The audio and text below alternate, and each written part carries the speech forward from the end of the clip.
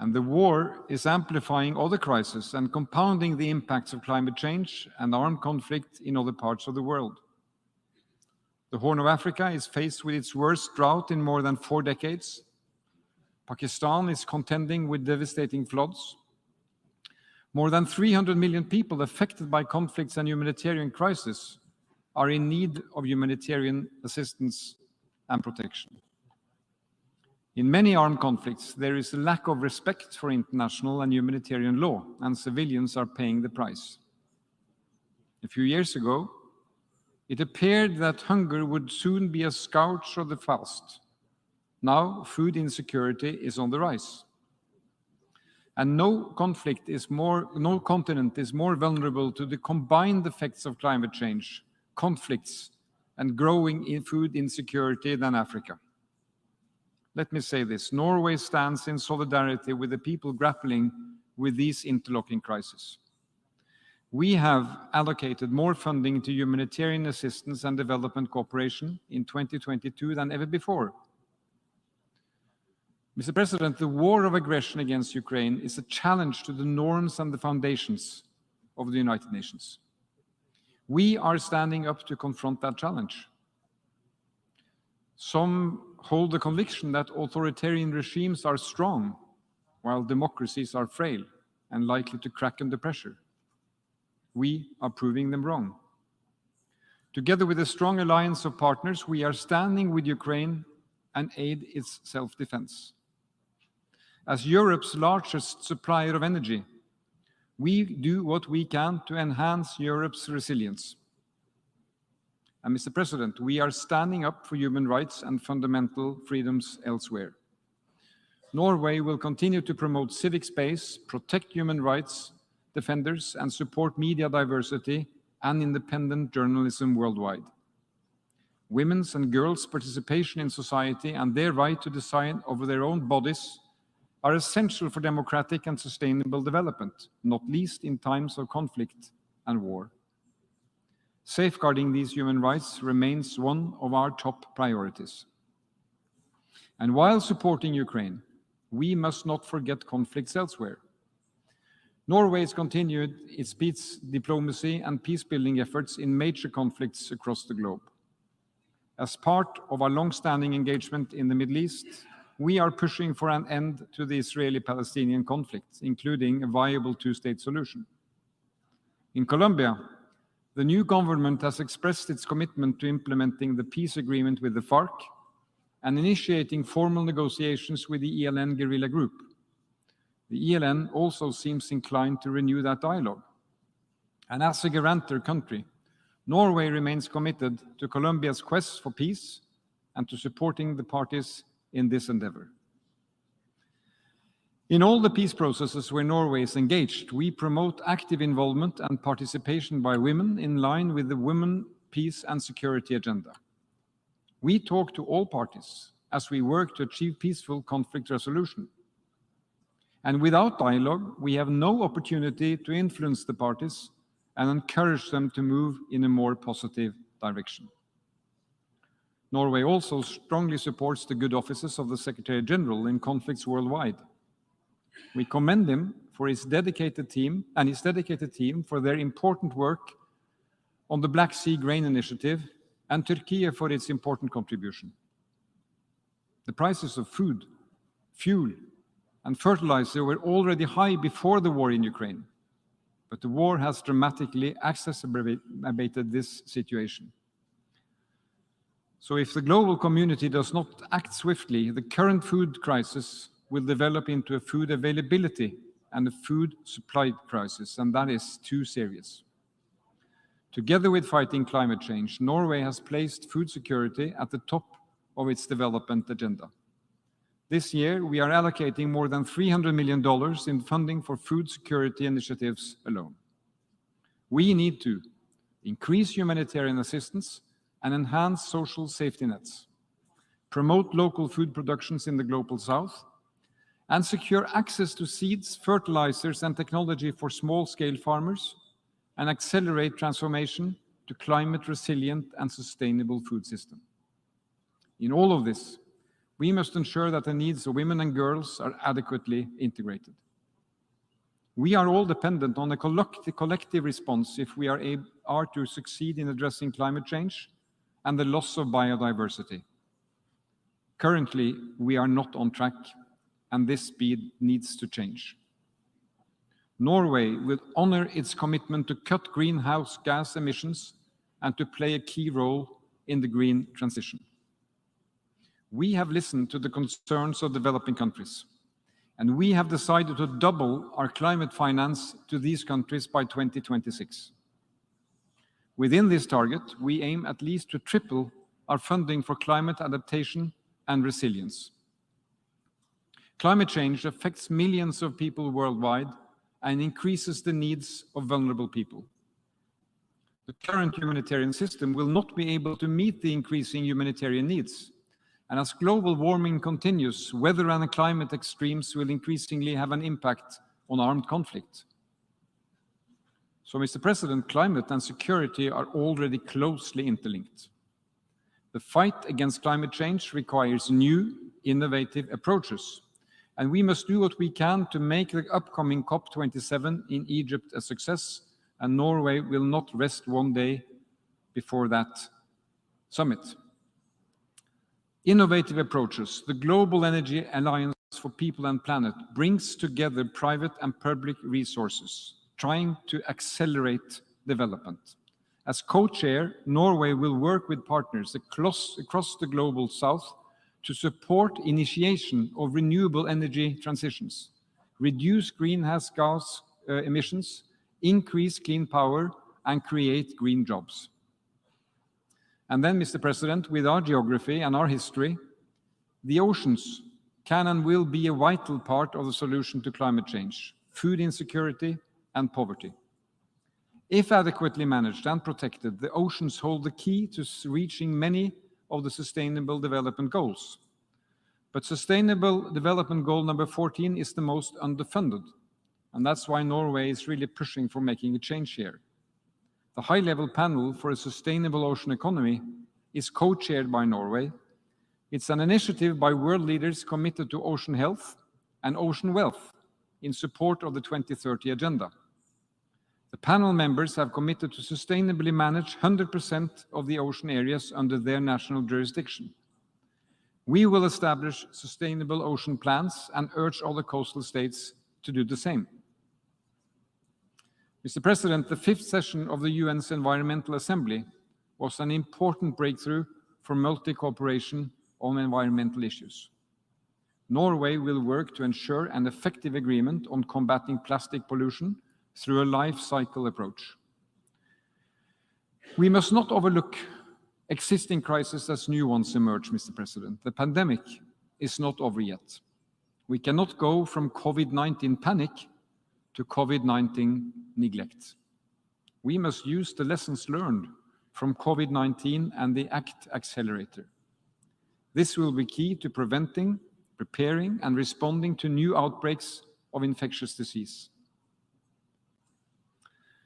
Mr. President, Russia's unlawful act of aggression against Ukraine heightened geopolitical tensions and posed obstacles to multilateral cooperation. That is serious. As a Security Council member, Norway has consistently sought to strengthen the Council mandate to maintain international peace and security. And despite increased geopolitical tensions, the Security Council has retained its ability to adopt important resolutions. We secured a robust mandate for the UN in Afghanistan.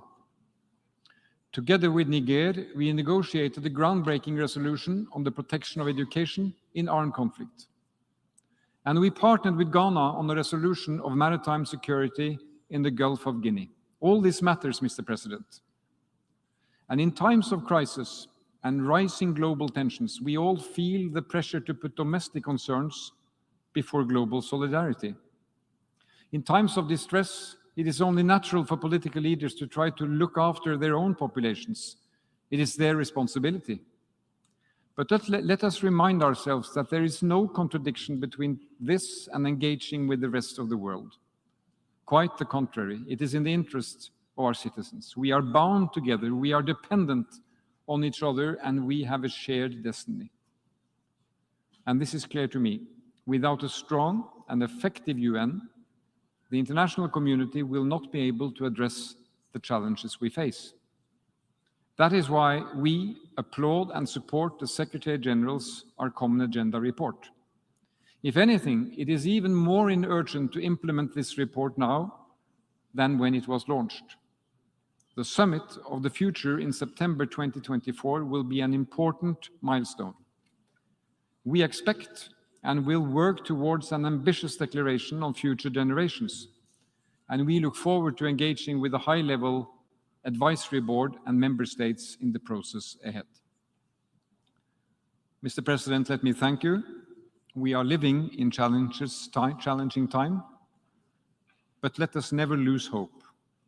We must face the present challenges with resolve and recall the strength we can muster when we act together. Thank you.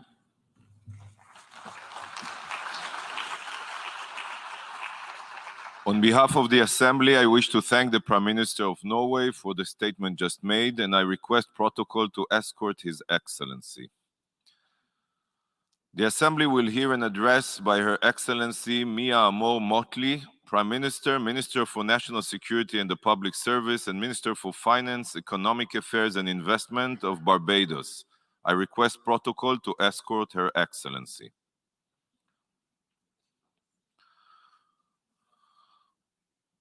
I have great pleasure in welcoming Her Excellency Mia Amor Motley, Prime Minister, Minister of National Security and the Public Service, and Minister for Finance, Economic Affairs and Investment of Barbados. I invite her to address the Assembly. Thank you very much, Mr. President. I would like, first of all, to congratulate you on your election to this honorable Assembly as its President. And as I do so, I want to, at the outset, thank the courageous leadership and commitment in very difficult times of our Secretary General, Antonio Guterres, and the Deputy Secretary General, Amina Mohammed. This year, we come again, and the battles continue. Indeed, they've been enhanced. What we have seen over the course of the summer and what we have seen over the course of this year, with the war in Ukraine and the concomitant consequences to ordinary people all over the globe with respect to inflation, with respect to scarcity of supply of goods, with respect simply to hardship. Access to food continues regrettably to be the environment within which we live. I had hoped that we would have seen improvement. But I'm now convinced more than ever that there comes a time when we must heed a certain call, as was said when others before us, when I was a student, sought to fight the great famine in Africa and came together as one world to make that definable difference. Last year, I asked us to do the same. And maybe it is, in the words of Jimmy Cliff, that we have to keep trying and trying and trying, but the world must stand up if our citizens are to live a better life. I say so today because it is easy to come only and complain, but the truth is that it is within our power to be able to make that difference and that definable change. And we must decide whether we want to stand for peace and whether we want to stand for love, and whether we want to stand for prosperity, knowing that we choose to do so at the most difficult time and from the most difficult and deep place that we can do so in a very, very long time. I believe it is possible. But it is up to us to change possibilities into realities. And what do I mean? Mr. President, we have been speaking for a long time about the reform of this institution and about the recognition that there were only a quarter of the states that now exist when this institution was formed. Earlier this week, President Biden spoke of the need to reform the Security Council. We call an echo for that. But we go further because we believe that a Security Council that retains the power of veto in the hands of a few will still lead us to war, as we have seen this year. And therefore, the reform must not simply be in its composition, but also be in the removal of that veto. We also believe that the recognition of the G7 countries and the G20 countries as the informal subcommittee of governance of this world, if it is to be fair, must recognize that no longer can we accept that persons call year after year after year for the inclusion of the people of Africa and African descent to be included in the G7 and G20.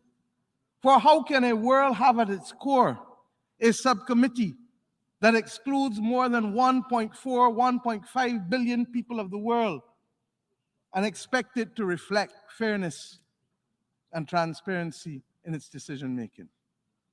We ask that the determination be made by those countries who must understand that if we are to move from possibilities to realities, we must embrace a transparent framework that allows our people who are losing faith in their institutions and in the governance of this world to understand that fairness means something. That fairness means the ability for all to have a voice, and that we can't only speak to it within the corridors of democracy within the nation state, but it will only mean something when it also is reflected in our international community. And if I perhaps have one simple theme today, it is that fairness and that togetherness is what is needed to bring about peace, love, and prosperity in this world. And no, this is not romanticism. These are hard realities that simply require decisions. And that is why I use that language from that great anthem, We Are the World. That there comes a time when we heed a certain call, when the world must come together as one. Yes, regrettably, there are too many people dying in conflict as a result of the climate crisis. And the hand that we must lend to life comes in the decisions that we must make to reform and to fight for peace, not to fight to sustain war, wherever it is found across this world. To fight for reform so that our citizens are not made victims of poverty because of the triple crisis of climate, of pandemic, and indeed now of the conflict that is leading to the inflationary pressures that leads, regrettably, to people taking circumstances into their own hand, as we have seen in Haiti in the last week. Any attempt to increase fuel prices any part of the world by 150% would have been met with great consternation and anger by populations on fixed income.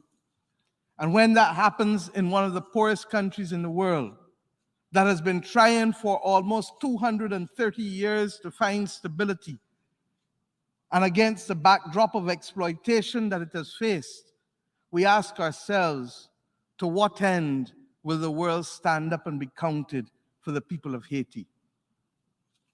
Similarly, we ask for the same transparency to occur with respect to the removal of the blockade against the people of Cuba.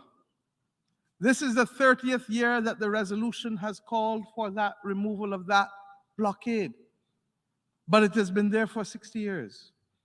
And I say simply to the people of the United States of America, do not be short-sighted in your goals, for in this hemisphere, peace and prosperity is the province of all. And yes, there may be problems on both sides, but there is nothing that justifies further hardship to people because of ideological differences. And if there are human rights differences, let us resolve them, as we have chosen to do with mightier countries across the world without the imposition of sanctions. Fairness and transparency demand it. of us. But I also want to talk to you about other solutions that we believe can alter our condition without imposing burdens of taxation, unreasonably so, on the populations of the world. We live in a world, as I said last year, where the disparity in income is too great.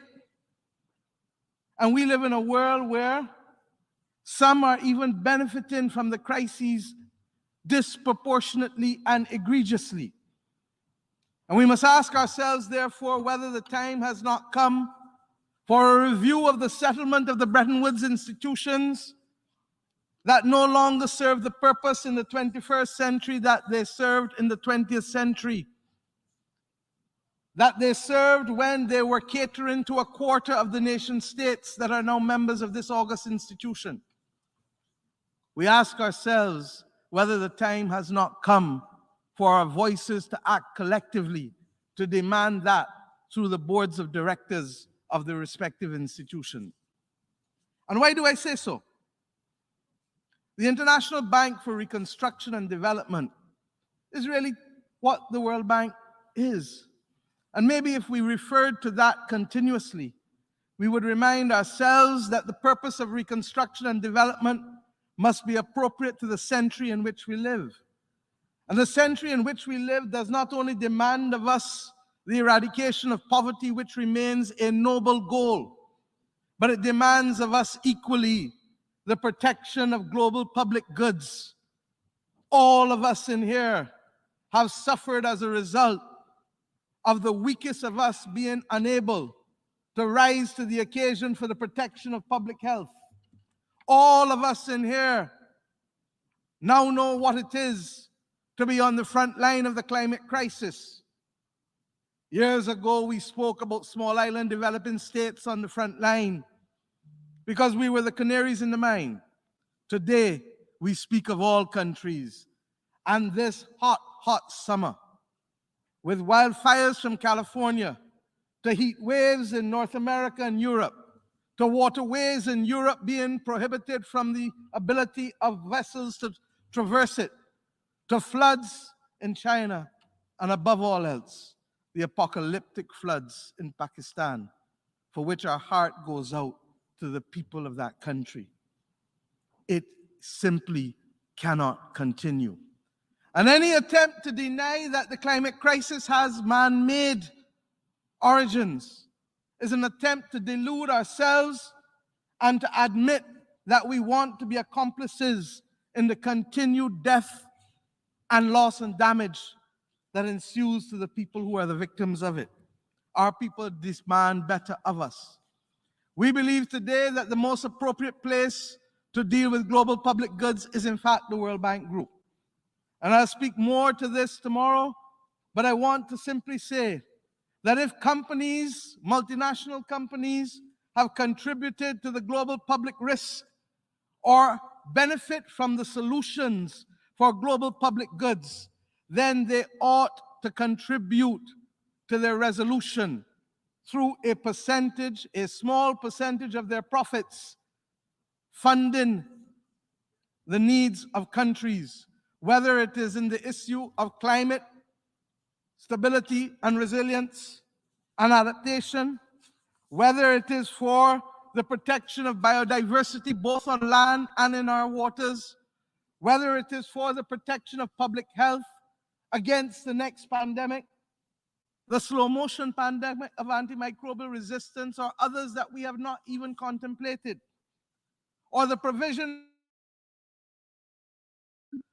because to remain on this earth without the benefit of education is to be sentenced to life imprisonment from a young age, or access to electricity as 600 million people in Africa do without it, or the equivalent to the right to knowledge and prosperity in our age, that is access to broadband.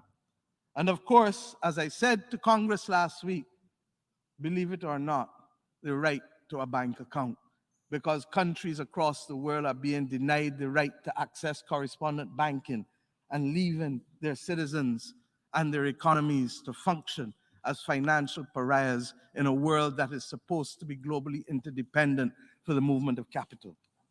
My friends, the provision of that fund to promote public goods at a global level is critical if we are to make a difference going forward and to achieve the peace, the love, and the prosperity to which I referred. I want to commend the International Monetary Fund for their rapid financing mechanism at the beginning of the pandemic crisis, and soon for the Resilience and Sustainability Trust that is about to be launched. That is the first recognition that middle-income countries should be able to access funding irrespective of per capita income, but dependent on climate vulnerability. And we say that for those who commend it to the International Bank for Reconstruction and Development, do not simply commend it for countries following a disaster, but let us do it for countries before the disaster. For every dollar spent, as they have researched, saves $7 in avoided expenditure, not to mention the lives that are saved. We don't want only to pay the undertaker, we want to save lives. But I ask the IMF to reflect on the fact that that Resilience and Sustainability Trust may need to be delinked from quotas if it is to be effective. I am conscious that that will depend on more countries seeding that fund with capital, and more countries agreeing perhaps to allow their special drawing rights to be used there, just as we asked them to allow those special drawing rights to be used to allow multilateral development banks to significantly increase the money that is available to countries, particularly at this time as we are on the verge of a debt crisis, where more than 45 countries are facing the heat of the moment because of the increased cost of capital as a result of the monetary policies that are being put in place to fight the virulent cancer of inflation. I say now that we want to thank those countries that have come together to help us continue for the financing of sustainable development goals. And we link those goals to the global public goods. Why? Because they're fundamentally the right to development. They're fundamentally the right to give each person the ability to live a good life. And we can't be lost in the conflict and lost in the climate crisis and lost in the pandemic and forget fundamentally what our mission is. I commend those who continue to remember that. But I ask for us to reach a global compact that financing for development cannot be short-term financing and that it needs to be at least 30-year money. The world recognized that when it allowed Britain to be able to participate in the refinancing of its World War bonds, which were only paid off 8 years ago, 100 years after World War I started. Or when it allowed Germany to cap its debt service at the equivalent of 5% of its exports, conscious that the cataclysmic experience of war would not have allowed them to finance reconstruction while repaying debts incurred for war. My friends, we are no different today. We have incurred debts for COVID. We have incurred debts for climate. And we have incurred debts now in order to fight this difficult moment with the inflationary crisis and with the absence of certainty of supply of goods. Why, therefore, must the developing world now seek to find money within 7 to 10 years when others had the benefit of longer tenors to repay their money? I want finally to deal with the issue very quickly and to suggest to you that all of these things have been the subject not just of idle thought or arbitrary comment on our part. We had the good fortune of collecting in Barbados a large number of persons from civil society and academia at the beginning of August, end of July. And we settled on what we have come to call the Bridgetown Agenda, because we believe it to be a Bridgetown agenda for peace a Bridgetown agenda for prosperity, a Bridgetown agenda inspired by love of humanity. And it is that agenda that speaks to the reform of the Bretton Woods architecture. We've asked and will ask countries and people to join it because we believe that unless we take responsibility for ourselves, unless we accept that we are the world, we're not going to see a change. And as I come to simply this issue of climate, which will dominate us over the next 45, 48 days as we go to Egypt, let us remember that the trust that is needed to propel us to fight the great causes of our time will not be won by us breaching promises. The developing world, and in particular the small island developing states, came to Paris and agreed for a global compact. One of the key aspects of it that allowed us to do so was the promise of loss and damage. Today, the people of Guadeloupe and Puerto Rico, and yesterday Turks and Caicos, and little do we know what will happen with Bermuda, face the difficulty of disruption by Hurricane Fiona. Today, this morning, I received news about difficulties for our own natural gas supply in my own country, and I suspect others in this part of the world, because of the facilities, the installations that have been affected out of Puerto Rico for access to natural gas. This comes at a time when access to that commodity has already been affected by the war in Ukraine and the decision by Russia to cease supply to Europe. When we match this with the reality that we have not planned in granular form how we will have the capacity to meet the commitments that we have made for net zero, and I'm a big defender of net zero, as you know, then I see trouble ahead of us, and we must pause and get it right. Our small states are making commitments that the world wants to hear.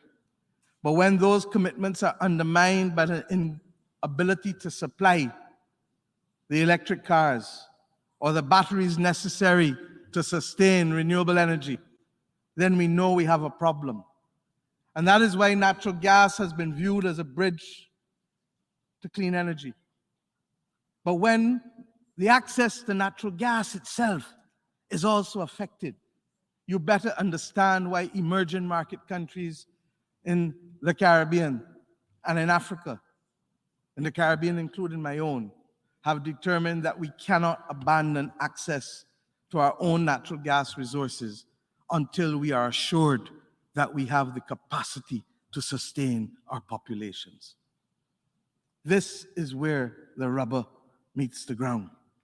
And I ask us today to recognize that those commitments on loss and damage and that granular detail that matches commitment to capacity are absolutely critical if we are to make serious progress in saving our world. And we know that our world needs to be saved.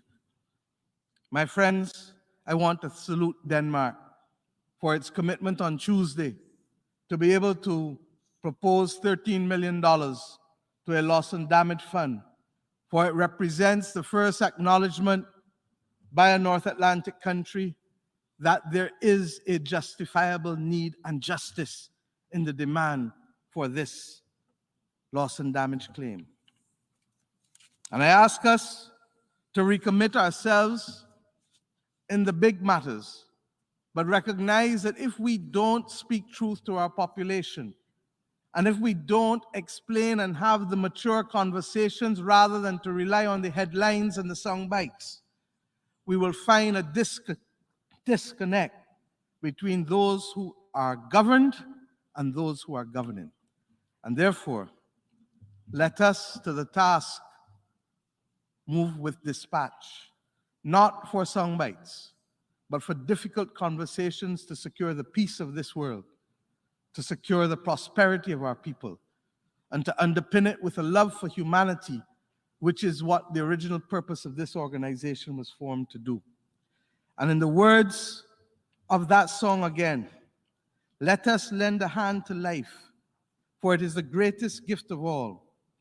And we can't pretend day by day that someone somewhere else is going to make that change. This is our family. This is our world. And this is our time to make that defining difference. And many of the things that I've put before us today don't require money, but they require a commitment and they require political will. And with the power of the pen, we can impose natural disaster and pandemic clauses in our debt. With the power of the pen, we can change the capital that is available to multilateral development banks that will remove the barriers that currently exist for us to fight poverty. With those commitments, we can make a difference in today's world. And let us do so recognizing that a world that reflects an imperialistic order and hypocrisy and lack of transparency will not achieve that mission, but one that gives us freedom, transparency, and a level playing field will make that definable difference. Thank you very much.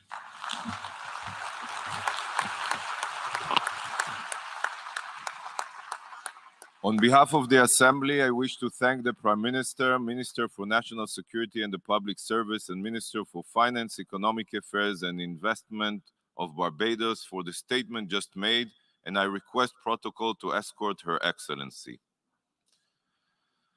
We have heard the last speaker for this meeting. The 9th plenary meeting to continue with the general debate will begin at 3 p.m. The meeting is adjourned.